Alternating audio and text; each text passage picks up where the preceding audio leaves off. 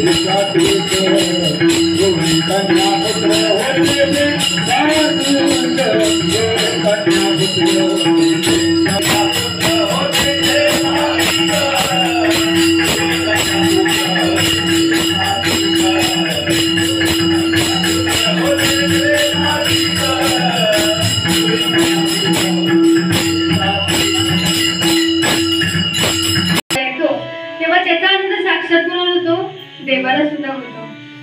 मग अशी मुलं जन्माला कशी येणार? आता खरं तर मुलं जन्माला आल्यानंतर सात्विक मुलं जन्माला आल्यानंतर देवाला आनंद झाला पाहिजे. पण आपल्या जी मुलं जन्माला आल्यानंतर शेजारची रडतं का?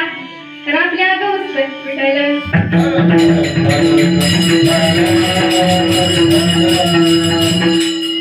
असंच एका गल्लीमध्ये आगाऊ खोडकं होतं, लय खोडकं होतं ते. असंच गल्लीमधून जाताना त्याला एक दगड दिसला. दगड घेतला, एक घर बघितलं, घराची खिडकी बघितली, खिडकीवर नेम धरला आणि खिडकीमधून आत जसा दगड टाकला तसा त्या आत बसला काकांच्या कपाळावर. आता कपाळावर बसल्यानंतर त्यांना म्हटलं 100% आपल्या गल्लीतलं बाळ्याचं काम असणार आहे. कारण का त्यांना माहित होतं आपल्या गल्लीतलं कोण गाव आहे, बाळ्या. आता मग ती गेली बाळ्याच्या घरी. बाळ्याची आई, ओ बाळ्याची आई, अहो तुमच्या पोरानं बघा काय केलंय. बाळ्याच्या भांडण म्हणलं तर चांगली कंबर कसली, काय केलं माझ्या बाळ्यानं? अहो तुमच्या बाळ्यानं माझ्या कपाळात दगड मारलाय. त्या म्हणल्या आमचा बाळ्या आणि दगड? नाही नाही नाही. पहिली गोष्ट म्हणजे आमचा बाळ्या काय येडा नाही, आणि दुसरी गोष्ट म्हणजे आमच्या बाळ्याचा नियम कधीच चुकत नाही. जर मारला असता तर डोळ्यावर बसला असता.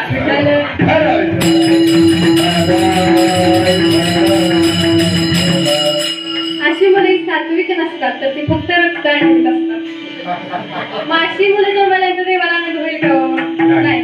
तर सात्विक मुलं जन्माल्यानंतर देवाला आनंद होतो. एक घर तुम्ही असं बघा ज्या घरामध्ये रोज भांडण आहे, रोज राग आहे, रोज एकामेकांबद्दल अजिबात वाईट बोललं जातं. आणि एक घर असं बघा ज्या घरामध्ये परमार्थ आहे, ज्या घरामध्ये देवाचं भजन आहे, ज्या घरामध्ये चांगला परमार्थ आहे, त्या घरातली मुलं बघा. तेव्हा कळेल की तुम्हाला सात्विक मुलं म्हणजे कुठली. जिजाऊचा शेवगा जन्माला तेव्हा सर्वांना आनंद झाला. कृष्ण जन्माला आनंद झाला, सर्वांना आनंद झाला. राम जन्माला सर्वांना आनंद झाला. आणि सर्वांना आनंद झाला म्हणून देवाला आनंद झाला. विठ्ठल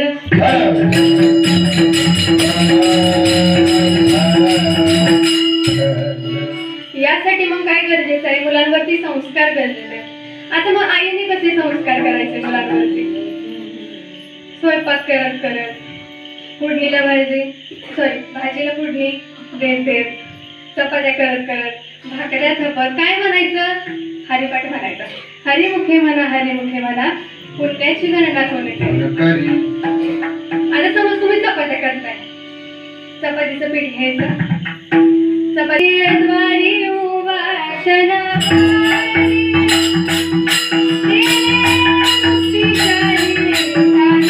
लाटायला घ्या लाटायला.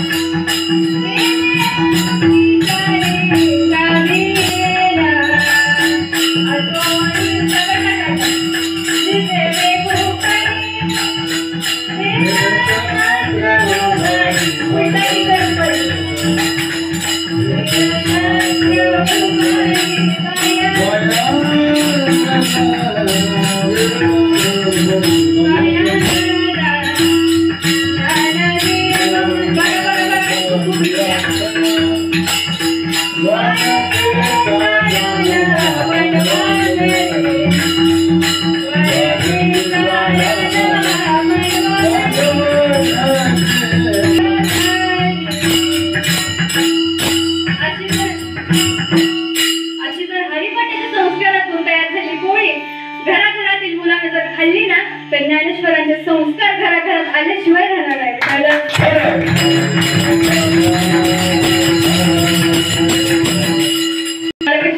रोज टीव्ही बघून चौकात बसून आईच्या 4-5 बायका गोळा करून तर तिला दिसली असं करून सात्विक मुलं जन्माला येणार आहेत का? नाही. मग काय केलं पाहिजे? आई वडिलांनी काय केलं पाहिजे? अभंगाचं तिसरं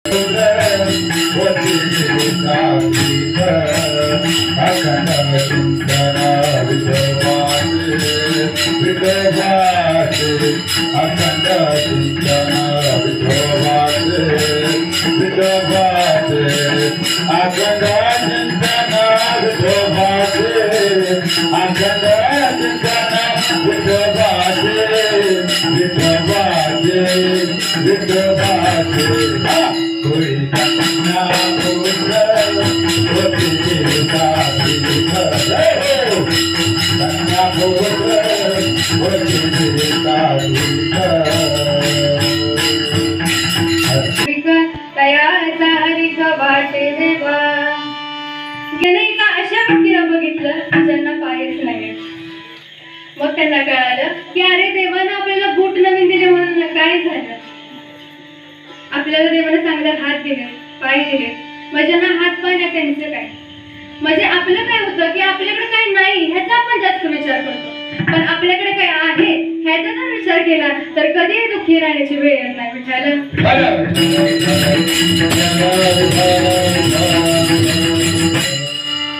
म्हणून चिंता करायची नाही तर काय करायचं? चिंतन करायचं, विठ्ठलाचं भजन करायचं. असंच एक संत जनाबाई आपल्याला सर्वांना माहीतच आहे. अगदी त्यांची गाणी ओव्या प्रसिद्ध आहेत, अभंग त्यांच्या खूप लोकप्रिय आहेत. त्यांची एक ओवी आहे सगळ्यांना माहिती आहे. तुम्ही सगळे म्हणणार का माझ्यासोबत? म्हणणार ना? सुंदर माझे जाते ग फिरते बहुतेक. वाह वाह वाह, छान.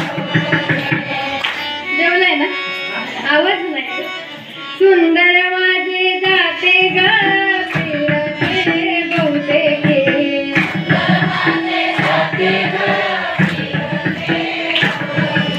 सुंदर माझे जाते ग फिरते गोव्या गाऊ कौतुके तू ये रे बा विठ्ठला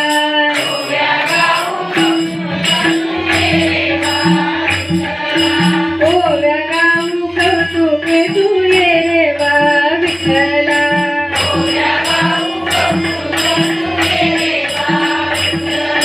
ये रे बा विठ्ठला ये रे बा विठ्ठला ये रे बा विठ्ठला तू ये रे बा विठ्ठला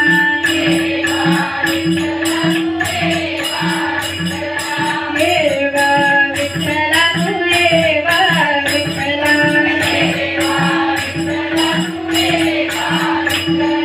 सासू आणि सासरा दिरतो तिसरा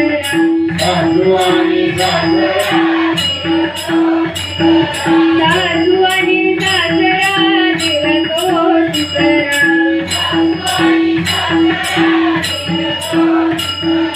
गोव्या गाऊ करणारा तू ये बा विठ्ठला गोव्या गाऊ करणारा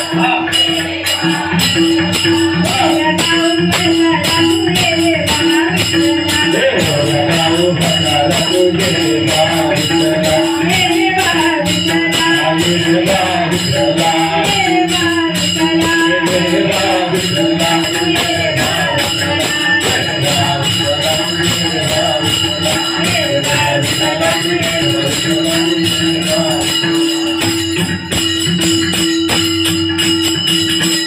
काय गोड भजन केलं हो तुम्ही. एकदा तुमच्यासाठी जोरदार टाळ्या. संत जनाबाई यांच्या लोकप्रिय त्यांचे अभंग इतके लोकप्रिय झालेले होते की अख्खी महती सगळी महाराष्ट्रभर त्यांची महती देलेली होती. आणि ही त्यांची महती कोणाच्या कानावरती आली तर संत कबीरांच्या कानावरती आली. संत कबीरांच्या कानावरती आल्यानंतर ना त्यांना अशी उत्सुकता लागली की कोण अशी एक स्त्री आहे की जी इतके छान छान अभंग रचते. त्यांना उत्सुकता लागली की मी कधी त्याच्या जनाबाईंना भेटतोय. संत कबीर पंढरपुराला निघून आले. पंढरपुराला आल्यानंतर त्यांना कळालं की जनाबाई ह्या नामदेवरायांच्या घरी काम करतात. नामदेवरायांच्या घरी त्या आले नामदेवरायांच्या घरी ते आले आणि घरी आल्यानंतर ना त्यांना असं कळालं की त्या तिथं दासीचं काम करतात आणि त्या गोवऱ्या थापण्यासाठी त्या गोपाळपुराला गेल्या. नामदेवरायांना कबीरांना आश्चर्य वाटलं की अरे एवढे छान छान अभंग रचणारी जनाबाई कसं काय बरं दासीचं काम करते, गोवऱ्या थापते. त्यांना खूप आश्चर्य वाटलं. मग तसंच ते गोपाळपुराला गेले. गोपाळपुराला गेल्यानंतर आता नदीच्या काठी उभ्या दोन बायका भांडत होत्या. त्यांच्यामध्ये गोवऱ्यांचा ढीग होता आणि त्यांची आपली भांडणं चालली होती. संत कबीर म्हणले आता जनाबाईंना शोधायच तरी कुठं. त्यांना दोघींना जाऊन आपण विचारूया. दोघींच्या तिथे एकीला विचारलं की संत जनाबाईंना तुम्ही ओळखता का. आधीच त्यांची भांडणं लागली होती. संत जनाबाईंना तुम्ही ओळखता का. एक म्हणजे अहो हीच किती चोरटी म्हटली माझ्या गवऱ्या चोरल्या हिनं मला वर्ण माझ्यावर आरोप करते. कबीर म्हणजे आता कबीरांच्या मनात काय होतं संत जनाबाईंबद्दल, काय चित्र होतं त्यांच्या मनामध्ये. आणि इथं आल्यानंतर तिसरंच काहीतरी. तरीही कबीर तिथंच थांबले. म्हणजे बघूया. मग तिथंच थांबले. परत थोड्या वेळाने आणखी त्यांनी जनाबाईंनाच विचारलं तुम्हीच संत जनाबाई आहात का. घाबरून विचारलं तुम्हीच संत जनाबाई आहात का. जनाबाई म्हणल्या हो मॅच आहे की मॅच आहे जणी. तुम्हाला काही त्रास आहे काय माझा. संत कबीर म्हणले नाही नाही नाही. आता संत कबीरानंतर म्हणल्या आता म्हणजे आपल्याला काहीतरी नक्कीच चुकलंय, काहीतरी गैरसमज झालाय आपला. आपण म्हणजे आपण इथनं आपला पाय आपला काढता बघूया. तोपर्यंत जी दुसरी होती तिला आपल्या संत कबीर तिच्या बाजून आपल्याला चांगलं भेटलेलं होतं. तेव्हा ती म्हणल्या हा बघा तुम्ही कोण आहेसा मला ठाऊक नाही पण एक करा आमच्या इथली भांडणं सोडा मग जा. आता संत कबीरांना कोरडं पडलं. अडकले संत कबीर. म्हणजे तुम्ही आमच्या गवऱ्या वेचून द्या. आता शेणाच्या सगळ्या गवऱ्या गोल गोल गवऱ्या सेम म्हणजे पूर्ण सगळं एकसारखं. आता कुणाची कोण कुठली काय कसं ओळखायचं. सांगायचं. संत कबीरांना प्रश्न पडला, कोडं पडलं. संत जनाबाई म्हणल्या अगदी सोपं आहे. कबीर म्हणले हे कसं शक्य आहे? तर जनाबाई म्हणल्या की ज्या गौरीमधून विठ्ठल विठ्ठल असा आवाज आहे ती गौरी माझ्याशी सांगता. कबीरांना पण आश्चर्य वाटलं. कबीर लगेच त्या गौऱ्यांपाशी गेले. एक एक गौरी त्यांनी कानाला लावली आणि एक गौरी कानाला लावल्यानंतर ना विठ्ठल विठ्ठल विठ्ठल असा आवाज आला. आवाज आल्याबरोबर कबीरांना कळालं किती मोठ्या आहेत म्हणून. सांगण्याचा भाव एवढाच आहे की मग संत कबीरांनी त्यांना विचारलं की हे कसं शक्य आहे? एखाद्या गौरीमधून कसा विठ्ठल विठ्ठल आवाज येऊ शकतो? तर संत जनाबाई म्हणल्या की मी माझं काम करत असतानाही मी माझं नामस्मरण सुरू असतं आणि जेव्हा मी गौऱ्या थापत होती का नाही तेव्हा पण माझं विठ्ठल विठ्ठलच मी म्हणत होते. तेव्हा माझा विश्वास होता की गौऱ्यातून विठ्ठल विठ्ठल आवाज येणार. आता आपणच विचार करूया. आता मग अशी आपण चपात्या केल्या हरिवाट म्हणता तशीच मग सगळी कामं करायची नामस्मरण करत करत विठ्ठल विठ्ठल आवाज येणार. करायचं नामस्मरण करायचं कारण का त्यामध्ये ताकद आहे. ती तळीता कांडिता तुझं गाई ना अनंता. म्हणून संत कबीर नामदेवाच्या मान डोलू लागल्या विठ्ठल विठ्ठल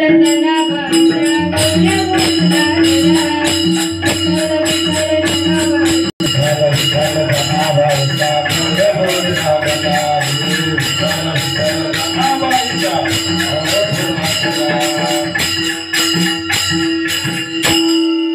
असं संत जनाबाईंची मत आहे. अखंड चिंतन विठोबाचे. जनाबाईंनी काय केलं? अखंड देवाचं नामस्मरण केलं. तसंच आपल्याकडून पण झालं पाहिजे. देवाचं भजन झालं पाहिजे. विठ्ठल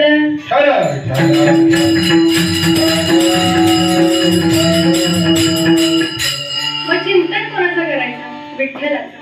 मग विठ्ठलाचं चिंतन का हो? कारण का 18 ही पुराणे हरिसी गाती चहुवेदी जाणताही शास्त्री काया.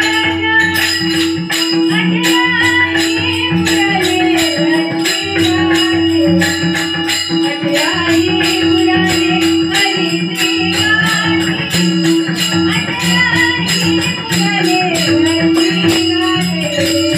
चहुवेदी जाणताही शास्त्री काया 18 ही पुराणे हरिसी गाती 18 ही पुराणे हरिसी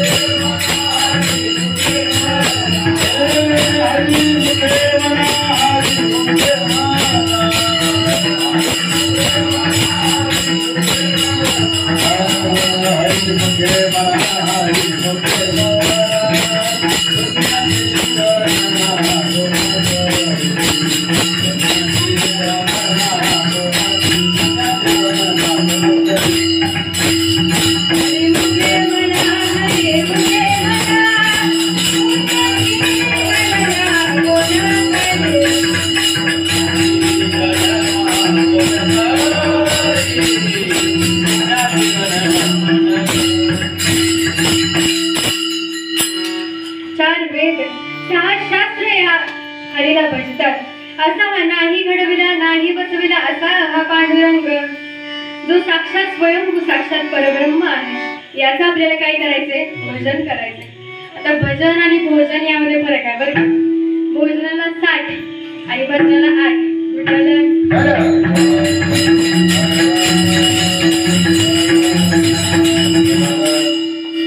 भोजनाने काय होतं तर देहाची भूक भागते पण भजनाने मनाची आत्म्याची भूक भागते. त्यामुळे काय करायचंय तर चिंतन करायचंय. विठ्ठलाचं भजन करायचंय. आपण सर्वांनी भजन करूया. आपल्या हात वरती करा.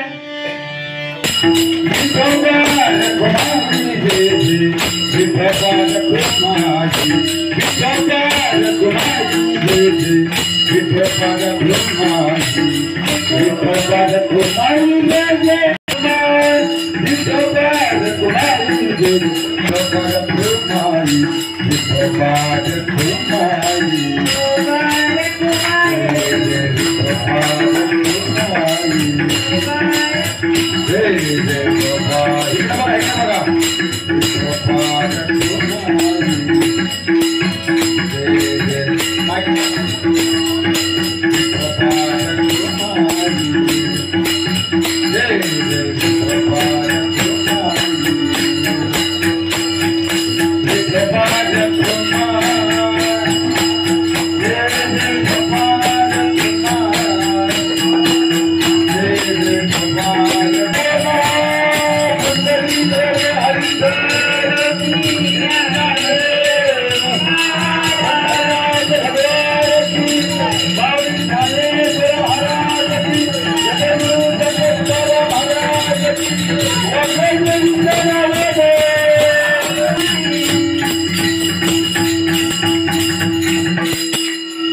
आपुलिया हिता जो असे जागता धन्य माता पिता तयाचिया कोळी कन्या पुत्र होती जे सात्विक. आपल्या हिताच्या ठिकाणी जो जागा आहे तो म्हणजे देवाचं भजन करणारा, गुरुची सेवा करणारा, आई वडिलांची सेवा करणारा. अशा संतांचं, अशा मुलांचं तुकोबारा म्हणतात की अशांचं मला सेवा घडू नये. अभंगाचा 14. तुका म्हणे माझं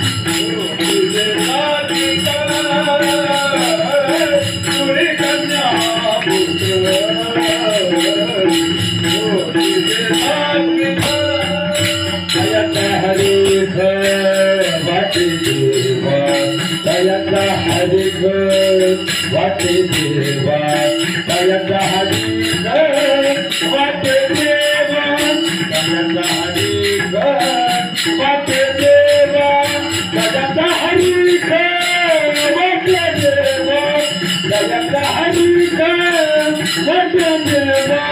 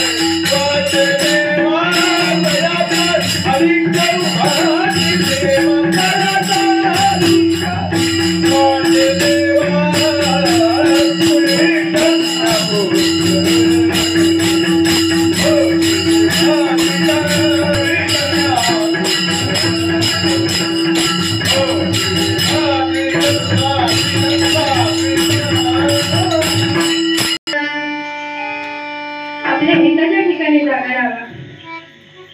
की जिथं पारायण आहे, जिथं आपल्या धर्माचं कार्य आहे, तिथं सर्वांनी उपस्थित राहावं. आणि जरी एवढं जरी आपल्या हिताला जागा राहिलं, धर्मासाठी काम केलं, तरी आजचं कीर्तन माझं सार्थकी लागल्यासारखं झालं. ज्ञानेश्वर माऊली महाराजांच्या माऊली तुकाराम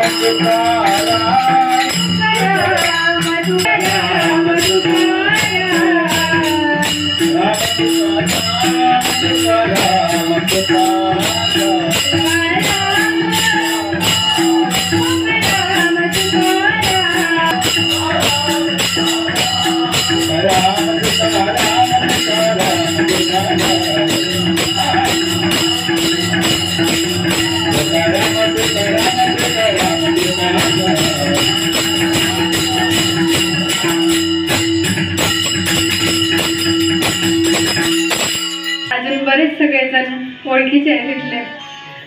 अगदी हे गाव आणि इथली गावातली माणसं अगदी माझ्या जवळची आहेत. आणि त्यांच्या या निमित्तानं आज इथे येण्याचा योग आला. खरंच खूप छान वाटलं आणि तुमच्या सर्वांचे देखील मी आभार मानते. झाली कीर्तनरूपी सेवा भगवंत पांडुरंगाच्या चरणी अर्पण करते. झाली कीर्तनरूपी सेवा माझे गुरुवर्य हरिभक्तपरायण विजय महाराज नलवडे आज इथं उपस्थित आहेत. त्यांच्या मार्गदर्शनामुळे आज मी उभं राहू शकते. त्यांच्या चरणाशी मी अर्पण करते. झाली कीर्तनरूपी सेवा आपले सर्व गायनाचे सर्व पखवाजवाले असतील बाबा, त्यांच्या चरणी अर्पण करते. झाली कीर्तनरूपी सेवा आपले हार्मोनियमला असतील बाबा, त्यांची देखील साथ अतिशय उत्तम लागलेली आहे. त्यांच्या